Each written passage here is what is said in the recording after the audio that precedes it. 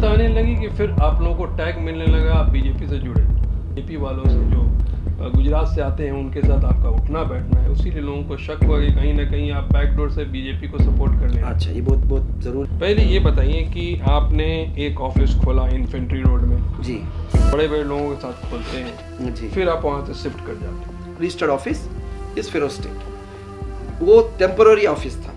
मैं फरहान और आप देख रहे हैं इंडियन मीडिया बुक। और आज हमारे साथ नूरुल अमीन साहब हैं जो कि IICCB के प्रेसिडेंट हैं। इन्होंने काफ़ी दिनों तक कॉरपोरेट वर्ल्ड में काम किया है और काफ़ी सीनियर पोस्ट पे उन्होंने अपने काम को अंजाम दिया है। तो बात यह है कि बहुत सारी एक्टिविटी करते हैं IICCB के ज़रिए, तो इनसे पूछते हैं कि इसमें पूरा होता क्या है। बहुत बहुत शुक्रिया आने के लिए। अस्सलाम वालेकुम फरहान भाई, बहुत बहुत शुक्रिया अपने वक्त निकाला हमारे लिए, और IICCB के ताल्लुकात से आप आज इंशाल्लाह सवाल करेंगे। यकीन है कि मैं आपको सेटिस्फाई कर पाऊँ इंशाल्लाह। तो नूरुल भाई एक बताइए कि 2-3 इंटरव्यू मैं आपसे पहले भी कर चुका हूँ, ठीक है ना? तो आप बहुत सारे एक्टिविटी इस ऑर्गेनाइजेशन के ज़रिए करते हैं, लेकिन बहुत सारे शिकायत भी हैं। पहले ये जानना चाहूँगा कि ओरिजिनल मकसद बताइए कि आप ये क्यों इस्टेब्लिश किया था आपने? अच्छा, इसके बारे में कई बार हमने जिक्र किया है जी, और बहुत सारे मीडिया हाउस ने भी इसका सवाल किया था। और शुरुआत में तो बहुत सारे गलतफहमियाँ भी थी लोगों को कि भाई एक IMA जैसा इंस्टीट्यूट तो नहीं है, या कोई इदारा जो इन्वेस्टमेंट लेता हो या इसका किसी तरीके से इन्वेस्टमेंट करके या रिटर्न देने का कोई वादा कर रहा हो, ऐसा ऑर्गेनाइजेशन तो नहीं है। तो ये शक के बलबूते पे बहुत सारे लोग जो है शुरुआत में ही, जब हम स्टार्ट किए थे, इसका आगाज़ हुआ था 2020 में मई के महीने में, जब ये सवालात बहुत सारे लोग उठाए थे। अब जो है अल्हम्दुलिल्लाह करीब 2 साल होने को आया है, बहुत लोगों को इत्मीनान हो गया कि नहीं, ये ऐसा ऑर्गेनाइजेशन नहीं है जैसा हम वो लोग सोचते थे। क्योंकि उनकी भी कोई गलती नहीं थी कि उस वक्त जो है बहुत सारे ऐसे फेक इन्वेस्टमेंट कंपनीज बने थे, पोंजी स्कीम चलाते थे, तो लोगों को लग रहा था कि ये भी एक पोंजी स्कीम बन गया है। तो इसमें हकीकत में ये है कि हमारे कौम में नॉलेज की कमी है, अवेयरनेस की कमी है कि बिजनेस चेंबर क्या करता है वो जानते ही नहीं है। पहला काम बिजनेस चेंबर का यह है कि वो बिजनेस नहीं करता। पहला काम बिजनेस चेंबर का मकसद ये है कि बिजनेस नहीं करता। वो एक ऐसा बॉडी है, एक प्लेटफॉर्म है जो सारे बिजनेसेस को एक प्लेटफॉर्म में लाके नेटवर्किंग के लिए या एंगेजमेंट ऑफ अपॉर्चुनिटीज़, उनके बिजनेस प्रमोशंस के लिए, कोई अगर समझो कि किसी को जॉइंट वेंचर बनाना है या किसी को अपना प्रोडक्ट सेल करना है, प्रमोट करना है, अपने स्किल्स को प्रमोट करना है, तो इसके लिए उसको कोई प्लेटफॉर्म चाहिए। तो ये कम्युनिटी का जो प्लेटफॉर्म है हमारा, इसमें सारे बिजनेस के कम्युनिटी के लोग रहते हैं और जुड़े हैं। अभी तो अल्हम्दुलिल्लाह 5000 के करीब हो गया है। हम लोग जब शुरू किए थे तो हम सोचे थे कि हमारा 1000-2000 के आसपास होगा 2 साल में। अभी 2 साल ख़त्म नहीं हुआ, हम 5000 के आसपास छूने लगे। अल्लाह का बहुत बड़ा करम है इसमें। तो इतने जो साथियाँ हैं, ये लोग अपनी तिजारत स्टार्ट कर चुके हैं, ऑनलाइन करते हैं, ऑफलाइन भी करते हैं, और ये आपस में जो है लेन देन भी कर लेते हैं। तो हम लोग इनको फॉलोअप भी नहीं करते, क्योंकि हमारा मकसद ये नहीं है कि हम उनसे कुछ फ़ायदा उठाएं या उनके पास या कोई कमीशन का या कोई फ़ी का हम लोग एक्सपेक्टेशन नहीं रखते। उनको जोड़ देते हैं और उनका अगर बिज़नेस चल गया तो चल गया, उनसे अगर एक दूसरे को फ़ायदा हो गया तो हो गया। हमारा जो है इंटरेस्ट वहाँ तक ही है कि इन लोगों को जोड़ देना, एक दूसरों के साथ जोड़ देना, इनके ताल्लुकात बढ़ा देना और इनके स्किल को डेवलप कर देना।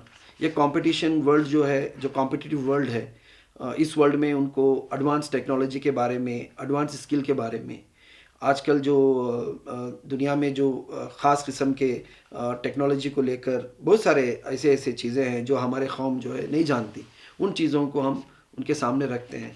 अभी कुछ महीने पहले भी हम, 1 महीना पहले, पिछले महीने ही हम एक और प्रोग्राम भी कंप्लीट किए थे, जहाँ पे हम लोग स्टॉक मार्केट के रिलेटेड 5-6 सेशन हमने फ्री में ऑर्गेनाइज़ किया था, जिससे बहुत लोगों को एक शक था कि भाई स्टॉक मार्केट में इन्वेस्ट करना हराम है। तो ये हराम जो है, ये लफ्ज़ उनके जहन में बैठ गया था, तो कभी उसके तरफ गए नहीं। तो अब जो है लोगों को मालूम हो गया कि भाई नहीं, उसमें भी हलाल शरिया इंडेक्स है जिसमें इन्वेस्ट कर सकते हैं, जिसमें कमा सकते हैं और हलाल तरीक़े से अपना जो है इनकम ला सकते हैं। और अपने बुक्स को भी कंप्लायंट के साथ रख सकते हैं। तो बहुत सारे ऐसे चीज़ें जो है हम लोगों ने उनको सिखाया, तो उसके बहुत लोगों को फ़ायदा हुआ है। तो ऐसे बहुत सारी चीज़ें हम कर रहे हैं अल्हम्दुलिल्लाह। तो एक शॉर्ट ये मैं बोल दूं कि आपका जो प्लेटफॉर्म है, जितने लोग बिजनेस करते हैं या कुछ और नया किया जा सकता है, उन सारी चीज़ को जोड़ते हैं और लोगों को अवेयरनेस देते हैं। एग्जैक्टली और लोग एक दूसरे के साथ जो चाहे लिंक हो सकते हैं हो और अपने बिजनेस को आगे बढ़ा सकते हैं। एग्जैक्टली ये मेन कोर बिजनेस यही है। एग्जैक्टली तो और इसमें उनको उनके स्किल्स डेवलप करते Develop हैं कर इन सकते पैरेलली। जी। क्योंकि क्या है, कभी कभी लोगों के पास बहुत बेहतरीन प्रोडक्ट होता है या बहुत बेहतरीन बिजनेस मॉडल होता है, लेकिन उनको किस तरीके से पेश करना, ये उनकी जो अपनी खामियों की वजह से वो बेहतरीन प्रोडक्ट भी जो है मार्केट में नहीं उतर पाता, या मार्केट में आता तो वो कामयाब नहीं हो पाता। कभी कभी क्या है, अच्छी तरीके से शुरुआत अच्छी हो जाती है, फिर वो जो है बीच में डगमगा जाते हैं। तो इन लोगों को बहुत सारी स्किल्स की ज़रूरत पड़ती है, नॉलेज की ज़रूरत पड़ती है। ये चीज़ें भी हम टाइम एंड अगेन उनके बीच में लेके आते हैं और उनको तैयार करते हैं। तो यहाँ पे कुछ पैसे का लेन देन नहीं है, तो किसी को धोखा देने की बात ही नहीं। ये तो अजीब बात है। पहली बात तो मुझे समझ में नहीं आया, लोगों को शक करने का भी कोई गुंजाइश होनी चाहिए। नहीं, शक करने की गुंजाइश का कुछ एरर आप लोगों की तरफ से हुए हैं, जो मैं बताता हूँ क्यों शक हुआ।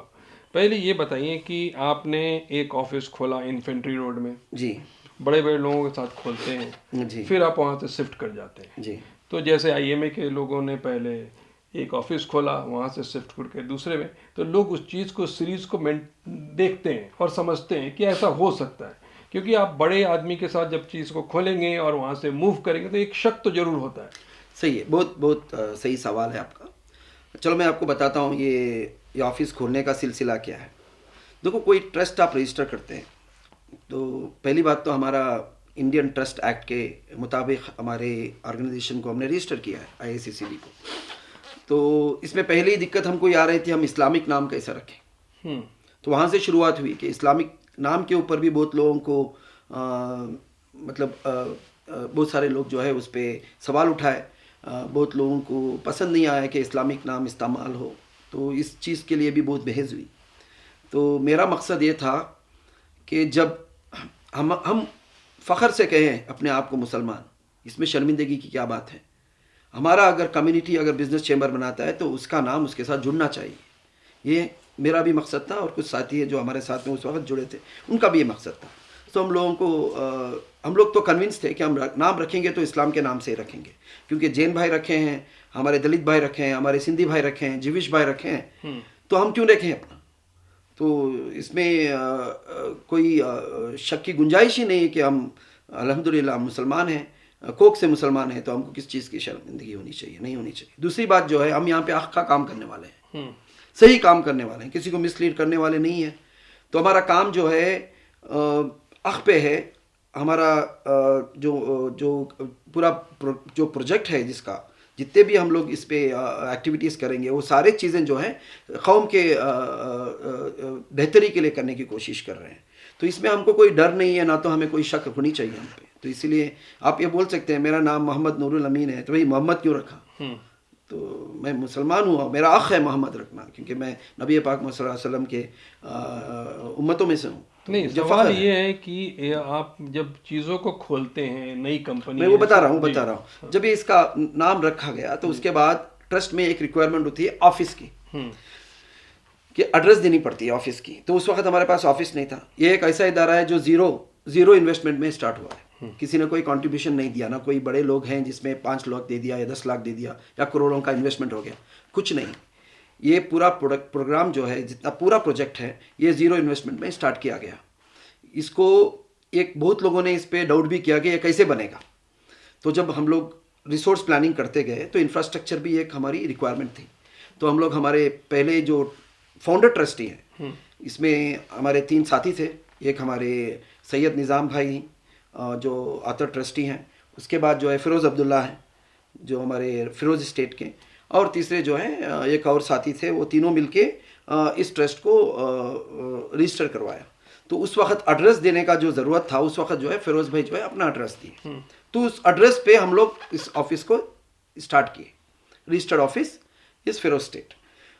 वो टेम्पररी ऑफिस था, कभी वहाँ पे परमानेंट हमारा रखने का इरादा नहीं था। टेम्पररी ऑफिस रजिस्ट्रेशन पर्पस के लिए थे।